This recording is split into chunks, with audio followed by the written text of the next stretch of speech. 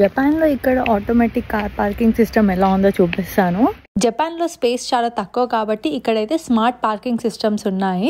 So ఇదొచ్చేసి normal open parking system అనమాట. So ఇక్కడ వన్స్ మన కార్ పెట్టేగానే ఆటోమేటిక్‌గా ఇక్కడ మీరు చూస్తున్నారు కదా, ఇది లాక్ అయిపోతుంది. మళ్ళీ మీరు ఈ కార్ తీయాలనుకుంటే మనం కార్ పార్క్ చేసిన దగ్గర నెంబర్ ఉంది కదా 4, ఆ నెంబర్ మీరు ఈ మెషిన్లో ప్రెస్ చేస్తే ఎంతసేపు మీరు కార్ పార్క్ చేస్తే దాన్ని బట్టి టైం క్యాలిక్యులేట్ అయ్యి మనీ క్యాలిక్యులేట్ అవుతుంది. అమౌంట్ మనం కట్టేస్తే ఆటోమేటిక్గా మన కార్ లాక్ ఉంది కదా, అది మనది డౌన్ అయిపోతుంది. సో దట్ మన కార్ మనం ఈజీగా తీయచ్చు అక్కడి నుంచి. ఇలాంటి సిస్టమ్ సిటీకి అవుట్స్కర్ట్స్ లో అలా ఉంటది, కానీ మెయిన్ సిటీలో అయితే పార్కింగ్ ప్రాబ్లం ఉంటది కాబట్టి అడ్వాన్స్ పార్కింగ్ సిస్టమ్ అయితే ఉంది. అంటే మనం కార్ ఒక పొజిషన్ లో పెట్టేసి దిగిపోతే ఆ కార్ ఆటోమేటిక్ గా లిఫ్ట్ లో పోయి ఒక పొజిషన్ లో పార్క్ అవుతుంది. పార్క్ అవ్వగానే మనకు ఒక టికెట్ ఇస్తారు. మళ్ళీ మనం ఆ టికెట్ అక్కడ పెట్టేస్తే మనం ఎంతసేపు పార్కింగ్ చేసామో అంత అమౌంట్ ఛార్జ్ అవుతుంది అనమాట.